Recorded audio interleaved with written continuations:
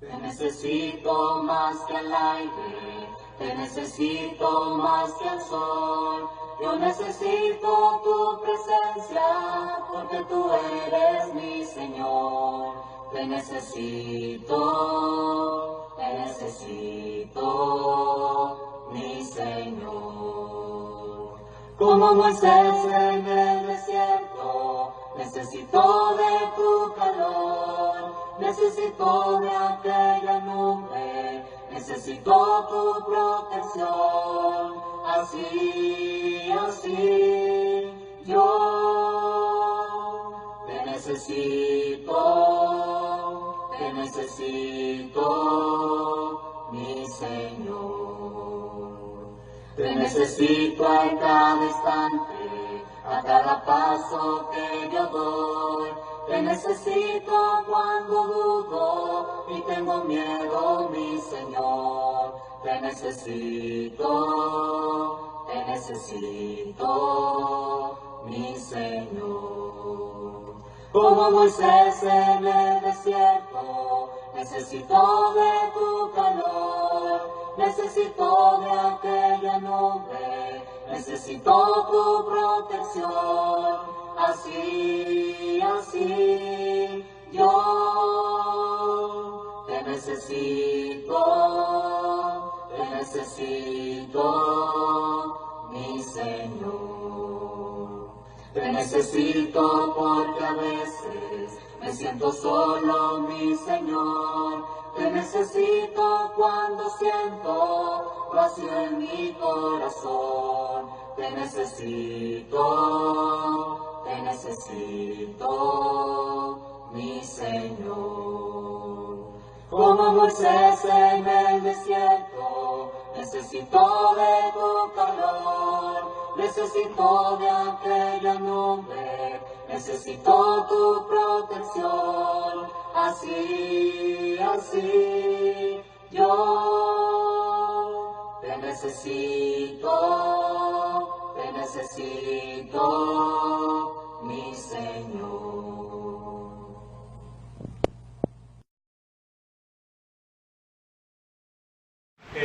¿Cómo mantenerse fiel? Este es el estudio general. ¿Cómo mantenerse fiel?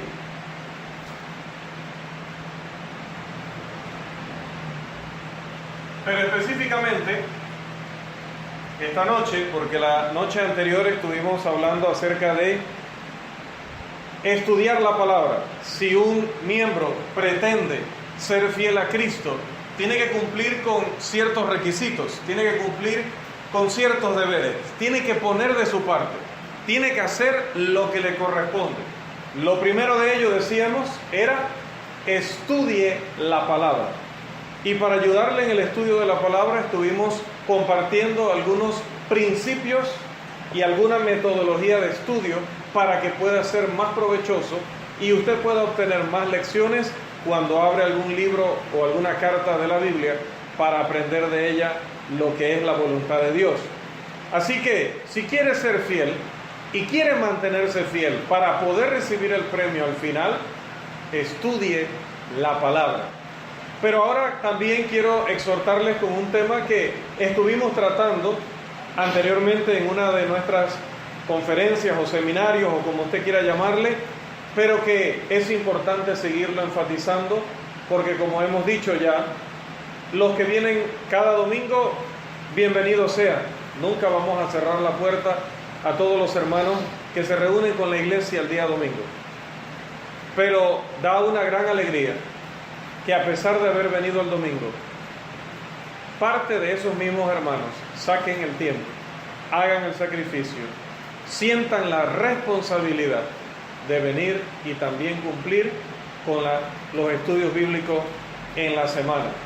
Y hoy no solamente vamos a estudiar acerca del deber, sino que vamos a estudiar motivos y razones que yo debo tener como cristiano durante toda mi vida bien claros, para que cuando venga, como dice la imagen que presenta Jesús en el Sermón del Monte, cuando vengan los vientos, cuando vengan los ríos, cuando crezcan los ríos, cuando vengan los vientos, cuando azote la tempestad, no importa, yo me mantendré fiel porque estoy claro en cuáles son los motivos por los cuales hago lo que hago. Así que la lección específica para hoy es la número 2 de este curso, cómo mantenerse fiel, y se titula No deje de congregarse.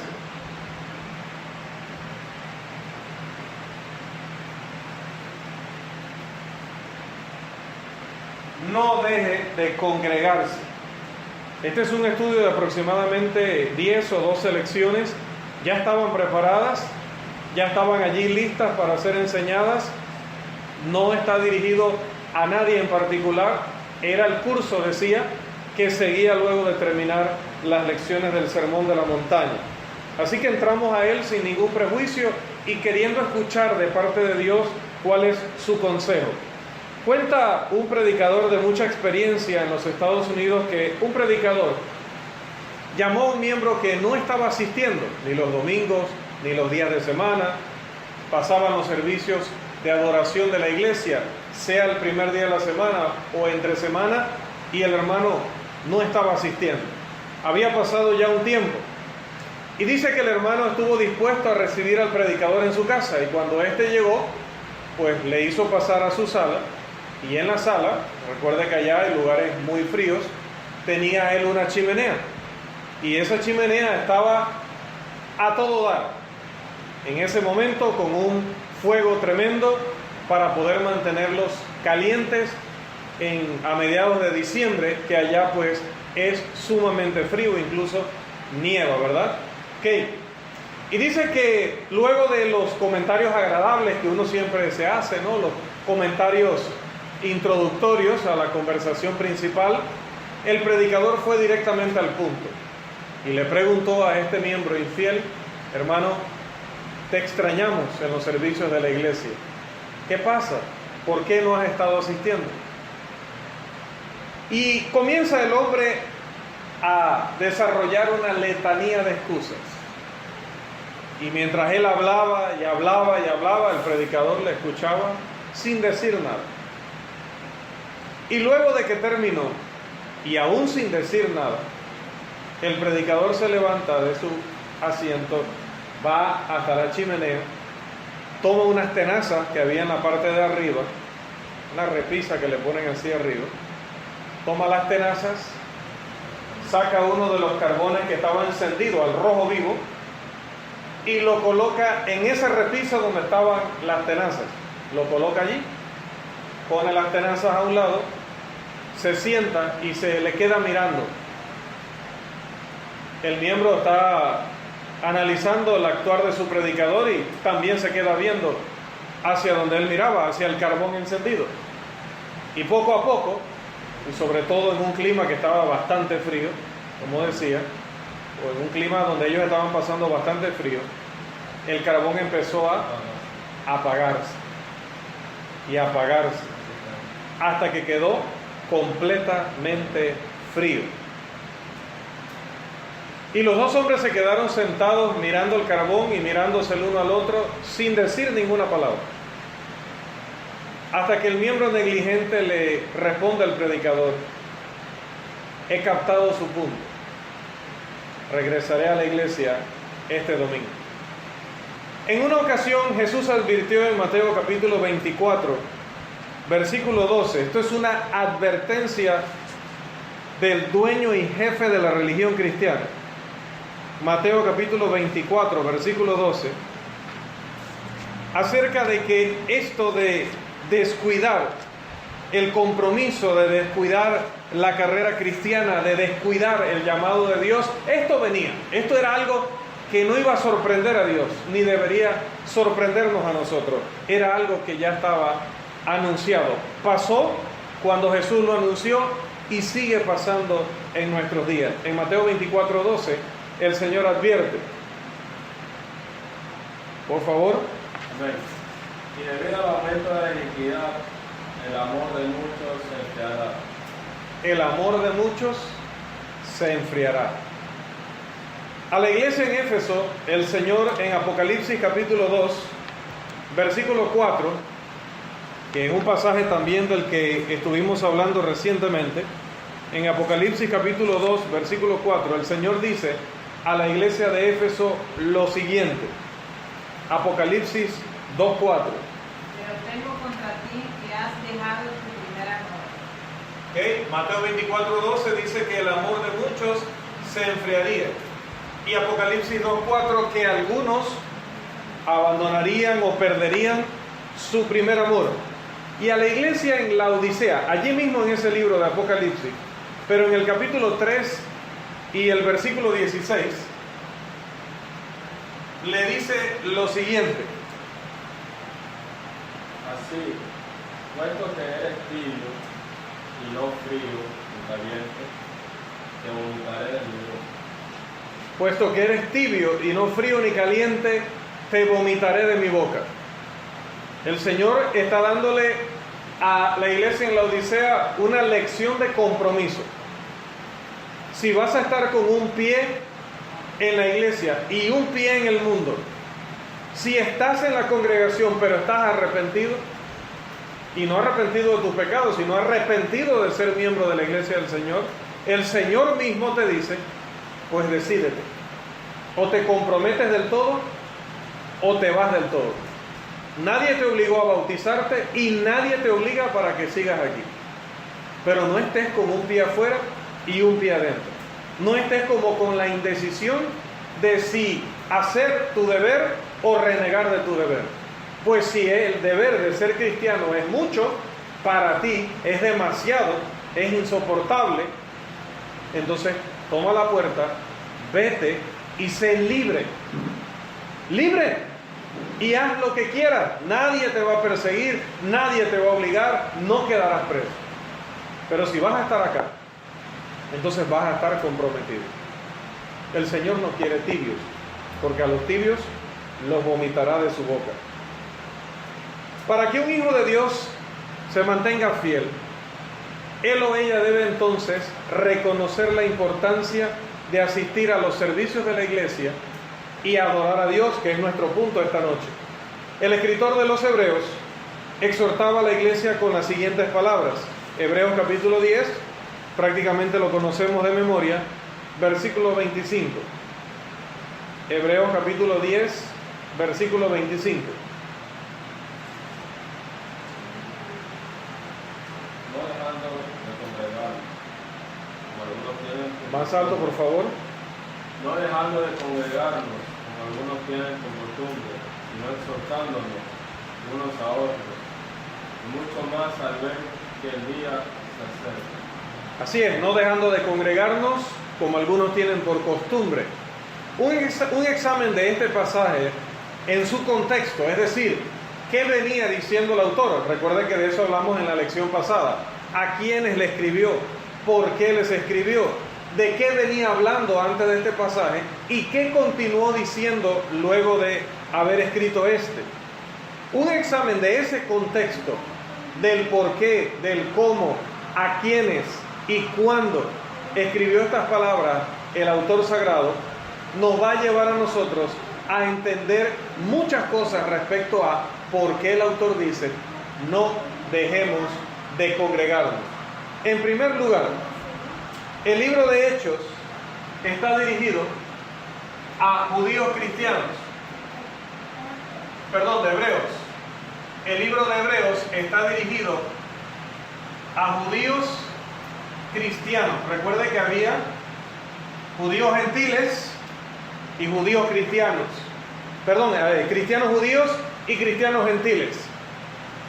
En este caso, la carta va dirigida específicamente a los que eran cristianos, pero de nacionalidad judía, para prevenirles de no desertar del cristianismo para volver al judaísmo. Ese es el propósito de la carta a los hebreos. Advertir a los cristianos judíos que no desertaran del cristianismo para irse al judaísmo. Número 2. Otras cosas que vamos viendo según estudiamos los pasajes que están antes y después, los capítulos que están antes y después del que estamos analizando. Para cumplir con este propósito, el escritor presenta un número de contrastes que hay entre la religión cristiana y la religión judía, y señala la superioridad del cristianismo sobre el judaísmo. Una palabra clave en el libro es mejor, y una frase que se usa de manera recurrente es más excelente. Vea por ejemplo Hebreos capítulo 1 versículo 4. Hebreos capítulo 1 versículo 4. Otro hermano con 3:3. Vamos a ponernos pilas porque vamos a leer varios pasajes en esta carta y mientras más nos demoramos, menos podemos abarcar y aprender. Hebreos 1:4. Tenemos, el 3:3. Voy a colocarlos allá para que vayamos sobre la marcha. Tenemos el 6:9, el 7:19 y allí mismo el versículo 22. Tenemos el 8:6, el 9:11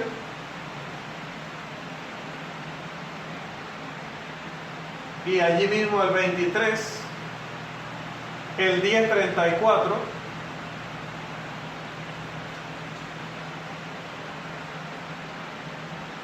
el 11:4, allí mismo el 16, el 35 y el 40. Y tenemos el 12:24. Por favor. Ahora sí, 1:4 de Hebreos. Hecho tanto superior a los ángeles, cuanto heredó más excelente nombre que ellos. Así es, ahí está la frase. Más excelente nombre. Aquel a quien nosotros adoramos y que es el mediador del nuevo pacto tiene un más excelente nombre que seres tan poderosos y magníficos como lo son los ángeles. 3:3. Porque de tanto mayor gloria que Moisés es estimado digno este, cuando tiene mayor honra que la casa el que la hizo. Digno de más gloria es el Señor más que Moisés, como tiene más honra el que hace la casa que la casa misma. Tenemos el 6:9. Pero en cuanto a vosotros, oh amados, estamos persuadidos de cosas mejores y que pertenecen a la salvación, aunque hablamos así. Así es, las cosas que pertenecen a la salvación durante la era cristiana, dice, son mejores. Estamos persuadidos de cosas mejores. ¿Qué más? Tenemos 7:19 y el 22. Pues nada perfeccionó la ley y de la introducción de una mejor esperanza por la cual nos acercamos a Dios. Cuando venimos a Dios, a diferencia de los judíos, tenemos una mejor esperanza. 22. Por tanto, Jesús es hecho creador de un mejor pacto. Y tenemos con Dios un mejor pacto. Sigue 8:6. Luego el 9:11. Pero ahora tanto mejor ministerio es el suyo, cuanto es mediador de un mejor pacto establecido sobre mejores promesas. Ahora añade algo, mejores promesas. 9:11. No la... Pero cuando Cristo apareció como sumo sacerdote de los bienes futuros, a través de un mayor y más perfecto tabernáculo, no hecho con manos, es decir, no es de esta creación. Así es decir, en otras palabras, un tabernáculo, igual que el nombre, más excelente que aquel que utilizaban los judíos. Y el 23. Fue pues necesario que la figura de las cosas celestiales fuesen purificadas así, pero las cosas celestiales mismas, con mejores sacrificios que estos. Mejores sacrificios. 10:34. Porque de los presos también os compadecisteis, y el despojo de nuestros bienes sufristeis con gozo, sabiendo que tenéis en vosotros una mejor y perdurable herencia en los cielos. Así es, una mejor posesión y esa posesión es más duradera. Tenemos 11:4.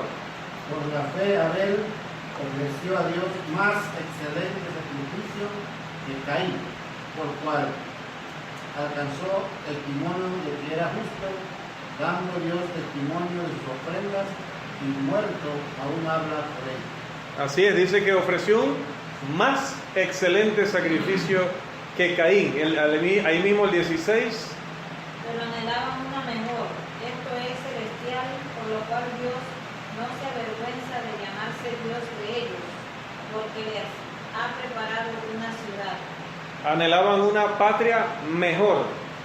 35. Las mujeres recibieron sus muertos mediante resurrección, mas otros fueron atormentados, no aceptando el rescate, a fin de obtener mejor resurrección. Así es, algunos prefirieron morir y no sobrevivir, porque sabían que iban a obtener una gloriosa resurrección. 40. Proveyendo Dios alguna cosa mejor para nosotros, para que no fuesen ellos perfeccionados aparte de nosotros. Así es, no vino el Señor a salvar primero los del Antiguo Testamento y luego los del Nuevo. No, vino el Señor y con su muerte pudo ofrecer expiación por los pecados de todos. Así que fue mejor para nosotros, que llegamos de último, pero tenemos el mismo privilegio en la mesa del Señor. Y finalmente, 12:24. A Jesús, el mediador del nuevo pacto, y a la sangre rociada, que habla mejor que la de Abel. Habla mejor la sangre del Señor que incluso la de Abel, aquella sangre que clamaba por justicia allá en Génesis.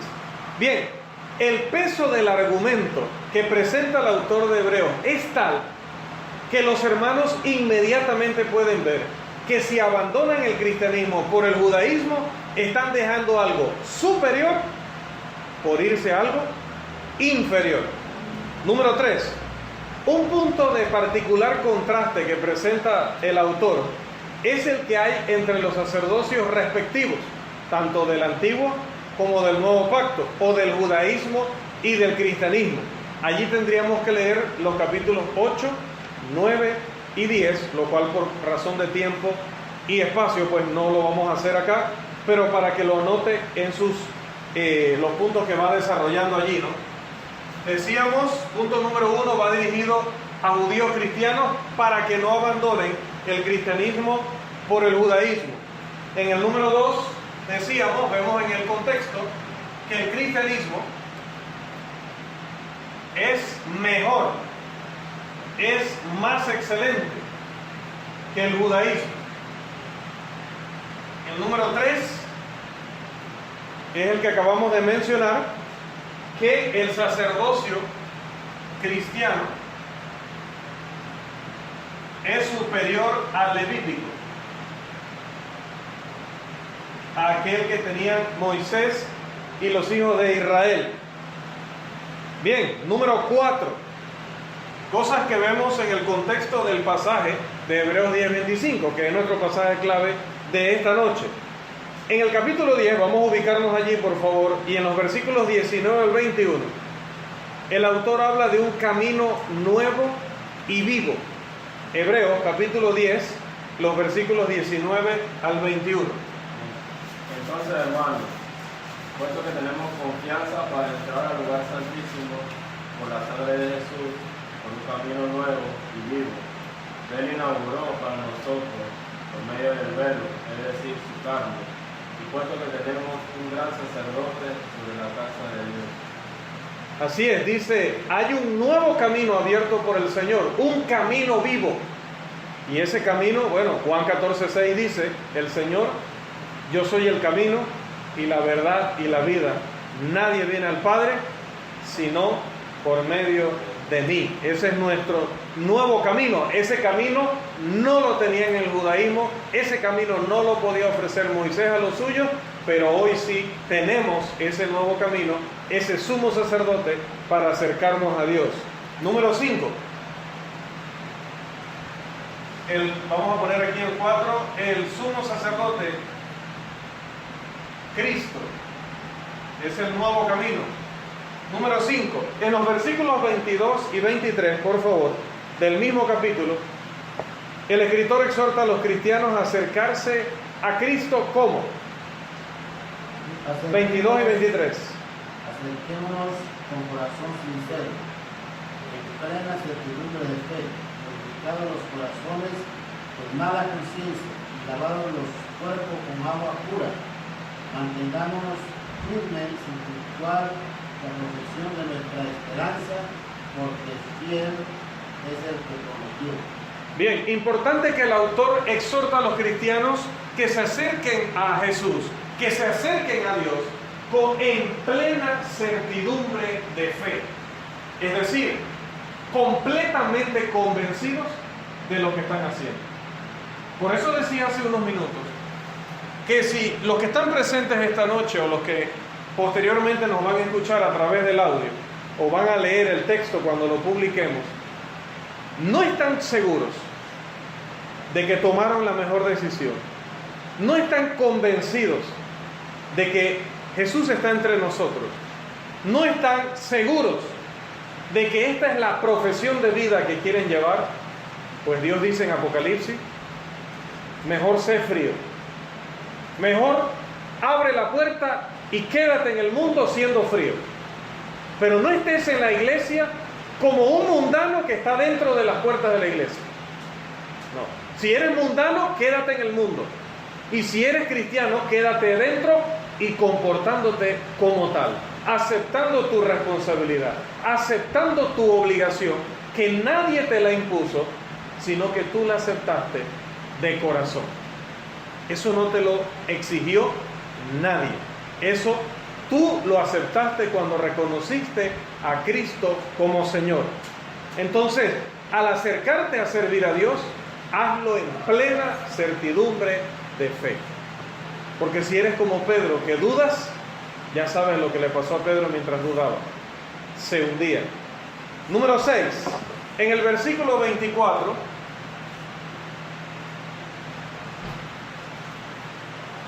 por favor. Y considerémonos unos a otros para estimularnos al amor y a las buenas obras. En el versículo 24 exhorta a los seguidores de Cristo a estimularse unos a otros al amor y a las buenas obras. Muy importante para lo que vamos a analizar. Número 7. En el versículo 25, el escritor muestra dónde acontece ese estimularnos al amor y a las buenas obras. ¿Dónde sucede? Eso sucede en un banquete en la casa, eso sucede saliendo a compartir juntos en el cine. ¿Eso sucede dónde? ¿Dónde dice la Escritura que los cristianos se estimulan al amor y a las buenas obras los unos a los otros? Versículo 25, Hebreos 10:25, por favor. No dejando de congregarnos como algunos tienen por costumbre, sino exhortándonos tanto más como veis el día se acerca. Bien, ¿dónde acontece esta estimulación al amor y a las buenas obras? No es cuando yo lo visito a usted para ir a comer, o cuando usted me visita a mí porque vivo en su mismo vecindario, o porque usted y yo salimos a algún evento social juntos, o porque nos encontramos en la calle. Dice que ese estimularnos al amor y a las buenas obras acontece cuando nos congregamos, acontece en la asamblea, y exhorta a los seguidores de Cristo a no dejar de congregarse. Número 8. Finalmente, en los versículos 26 al 31, un versículo cada uno, por favor. Hebreos 10, 26 al 31. ¿Qué nos dice el autor? Porque si pecaremos voluntariamente después de haber recibido el conocimiento de la verdad, ya no queda más sacrificio por esos pecados, sino una horrenda expectación de juicio y de hervor de fuego que ha de devorar a los adversarios. El que viola la ley de Moisés por el testimonio de 2 o 3 testigos muere irremisiblemente. Seguimos al 31. Otro. ¿Cuánto mayor castigo pensáis que merecerá el que pisoteara el Hijo de Dios si tuviere por inmunda la sangre del pacto, en la cual fue santificado e hiciere afrenta al Espíritu de gracia? pues conocemos al que dijo, mía es la venganza, yo daré el pago, dice el Señor. Y otra vez, el Señor juzgará a su pueblo. Horrenda cosa es caer en manos del Dios vivo. Bien. Entonces, en el punto 6, estimularnos al amor y a las buenas obras. En el punto 7, no dejar de congregarnos. Y ahora, en el 8, finalmente, el autor nos advierte acerca del pecado deliberado. Es decir, yo sé que me estoy quedando en casa, o yo sé que decidí poner otra cosa en mi agenda, que era evitable, porque ya hemos hablado de enfermedad, ya hemos hablado de compromisos de estudio, que tienes clases, no estudio de que voy a agarrar el libro para estudiar un examen, no, el horario de clase, horario de trabajo o enfermedad, son los tres motivos, ¿ya? Distinto es que viajaste a otro país o a otra provincia, obvio, ahí podemos sumar otro tipo de motivos que hacen imposible, no es posible debido a ese motivo que usted pueda venir. A diferencia de cuando usted decide, es que este rato lo voy a usar para tal cosa. Pero es que Dios dice, Dios te está llamando para... Dios, esto es lo que voy a hacer, entérate, ya, entérate, esto es lo que voy a hacer, el domingo nos vemos, esto es lo que yo voy a hacer, hoy me toca cine, hoy me toca novela, hoy me toca estudiar, hoy me toca pintar, hoy me toca arreglar la casa, hoy me toca lavar, hoy yo te voy a decir a ti, Dios, lo que hoy toca hacer. Este miércoles no es tuyo, es mío, para que te vayas enterando, Dios, es mío. Así que de 7 a 8 yo decido qué es lo que voy a hacer. Hermano, decía en la clase pasada, no amemos de palabra, no amemos de boca, dice Juan, sino con hechos y en verdad. El que ama a Dios es el que, pudiendo venir hoy acá, está aquí. Ese ama a Dios. Pero el que dice que ama a Dios y pudiendo estar aquí no lo está, no ama a Dios. No lo pinte de otra manera, no ama a Dios. Es un tibio. Es una persona que viene el domingo para cumplir, pero el miércoles lo pasa olímpicamente porque no importa. Entonces eres un tibio. Y Dios dice que si eres tibio, te vomitará de su boca. Vuelvo a recalcar el punto anterior. Y por esa razón nosotros somos tan, creo que el término es reticente, no recuerdo si es exactamente ese, pero reticente es cuando usted no tan fácilmente da el brazo a torcer, como se dice. Creo que ese es el término. Somos reticentes a bautizar a alguien sin saber si esa persona lo está haciendo por una emoción, lo está haciendo para ganar gracia, lo está haciendo porque es que todo el mundo lo hace, lo está haciendo porque, bueno, creo que entendí, pero luego cuando está acá y se le dice, hermano, ¿por qué no vino el miércoles? Hermano, ¿usted qué le pasa? Usted es policía, ¿qué hace usted metiéndose en mi vida? Fácil, no te bautices y nadie se mete en tu vida, y menos cuando estés en el infierno. Créeme que allá nadie se va a meter en tu vida. Es tu alma, no la mía, es tu alma. Pero entonces no te bautices si no quieres el compromiso y la responsabilidad. No lo hagas. Y si te equivocaste, la puerta todavía está abierta. Háblanos claro. Hermanos, me equivoqué. Esto del cristianismo no es lo mío. Esto de estar obedeciendo leyes no es lo mío. Esto de estar cumpliendo responsabilidades no es lo mío. Esto es mucho estrés para mí. Así que, gracias por todo, pero déjenme a mí en mi mundo. ¿Listo? Hable claro. No sea tibio. Sea decidido en lo que va a hacer. Sea lo correcto o lo incorrecto, dice Pablo, cuando él era Saulo y consideraba que lo correcto era defender el judaísmo, pues asesinaba a cristianos.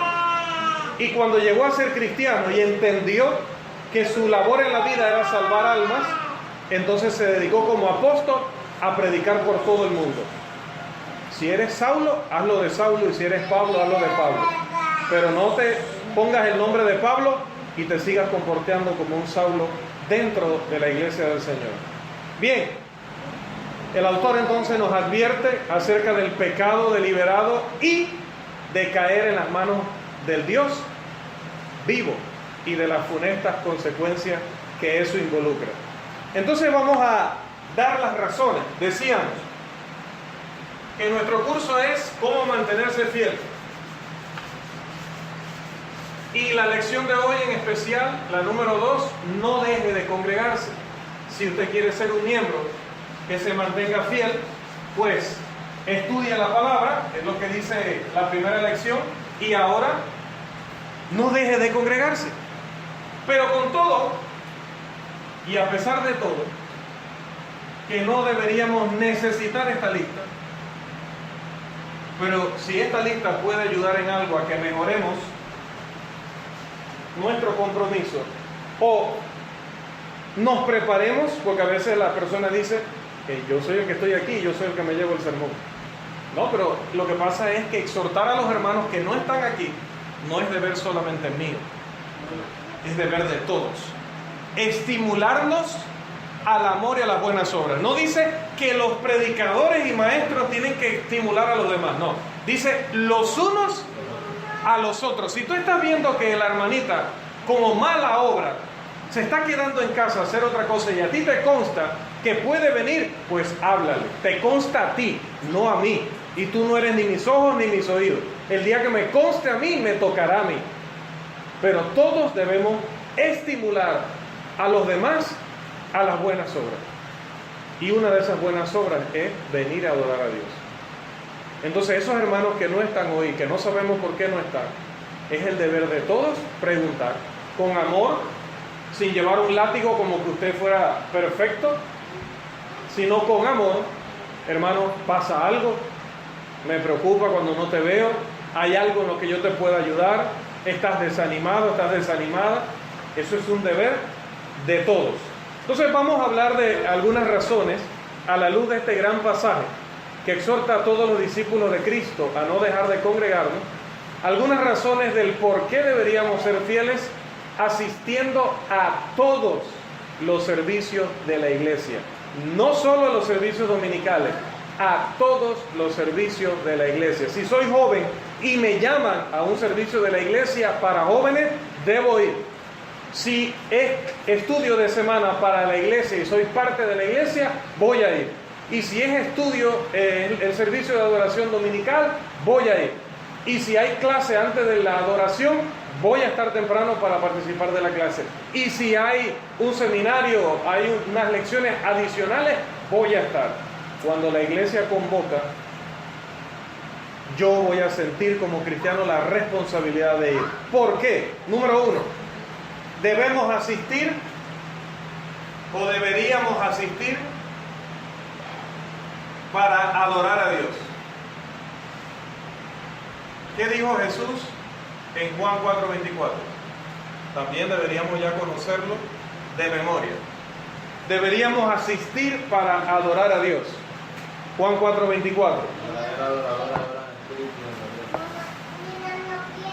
es espíritu y los que le adoran en espíritu y en verdad es necesario que adoren. Bien, esta versión dice: Dios es espíritu y los que le adoran deben, que es el equivalente a es necesario, deben adorarle en espíritu y en verdad. Observe entonces que Jesús dice que no es opcional. No es que voy a ir el miércoles para darle una adoración más a Dios. No, es que esto no es algo adicional, no es algo opcional. Jesús dice que nosotros debemos adorar a Dios. No pasemos por alto el hecho de que la palabra deber está en la Biblia y no se ha borrado. A pesar de los siglos que han transcurrido, la palabra deber no se ha borrado, todavía está en la Biblia. ¿Okay? Y la misma se conecta con un número de cosas esenciales. Y una de esas cosas esenciales con las cuales la palabra deber está conectada en la Biblia es venir a adorar a Dios. Únicamente, hermanos, en la adoración es que acontece la verdadera transformación espiritual del ser humano. En la adoración. Haga lo que usted quiera espiritual en casa, haga lo que usted quiera espiritual en otro lugar, pero el lugar donde acontece la verdadera transformación espiritual de la iglesia es cuando ella está reunida como tal. Segunda de Corintios, capítulo 3, versículo 18, por favor. Segunda de Corintios, capítulo 3, versículo 18.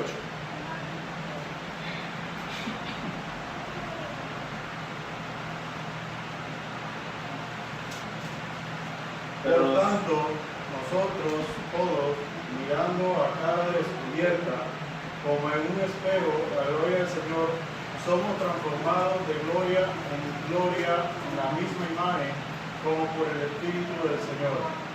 Bien, los cristianos primitivos frecuentemente se reunían para adorar. ¿Qué tan frecuentemente? Para adorar y para edificarse. ¿Qué tan frecuentemente se reunían los cristianos en el primer siglo? Texto que ustedes conocen, ya leímos en Hechos. Se reunían todos los días. Nosotros no les estamos abusando. Nosotros no les estamos estorbando ni sus estudios, ni su familia, ni su recreación, ni sus planes, ni sus sueños, ni nada. Porque si nosotros estamos haciendo eso, con poner una clase entre semanas, o poner un estudio de jóvenes al mes, o convocarles al evangelismo 1 o 2 veces por mes, si nosotros estamos haciendo eso, pues ¿qué estaría haciendo la iglesia primitiva cuando se convocaban para adorar y edificarse todos los días? Imagínense que acá nosotros dijéramos, bueno, hermano, para poder avanzar en todos estos temas, o como les digo siempre, hermano, nadie es eterno, y yo quisiera compartir con ustedes tantas cosas antes de que llegara un fatídico día. Para mí, me gustaría, antes de irme, haber compartido muchas cosas. Nunca terminaré de compartirlas todas, pero me gustaría compartir la mayoría posible, la mayor parte posible. Pero eso no va a darse si las pocas veces que nos reunimos no lo aprovechamos. El hermano cada semana trae su sermón, cada fin de mes traemos los seminarios o las conferencias para que usted aproveche algo adicional. Pero si no venimos, pero si no estamos, eso no se está aprovechando. Número 2, deberíamos asistir porque es un mandamiento.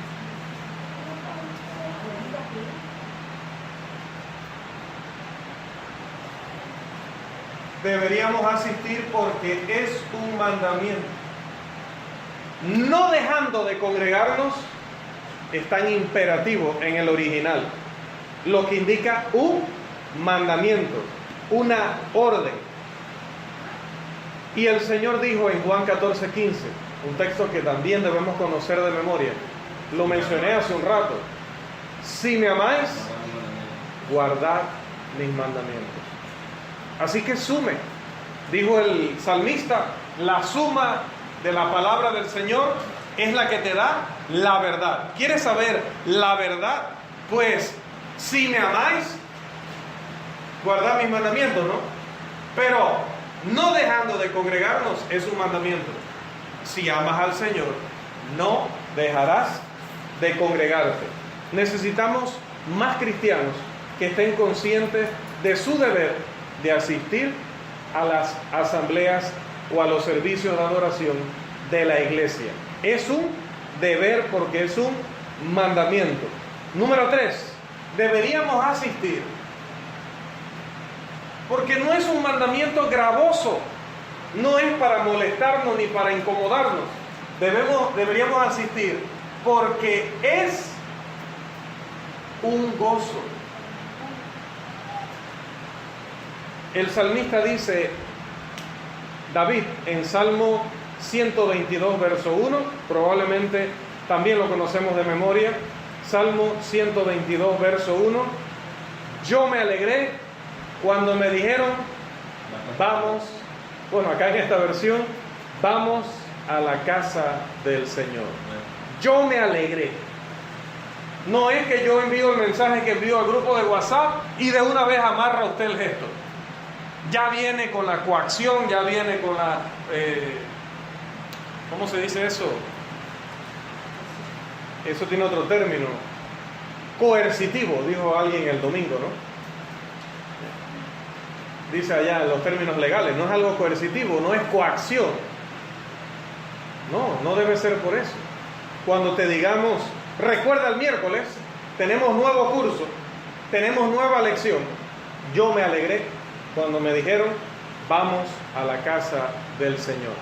Mientras entendamos que la casa del Señor no es la estructura física, sino que es la iglesia. Las personas que han sido redimidas por Dios, 1 Timoteo 3:15, entenderemos que cuando la iglesia se reúne, eso requiere un tiempo y requiere un lugar, un espacio. Y cuando venimos a ese tiempo y a ese espacio, a ese lugar, debemos venir con alegría y con gozo. Si no, no venga. Yo me alegré con los que me decían: a la casa de Jehová iremos, dice la otra versión. Número 4, deberíamos asistir porque la congregación local depende de eso.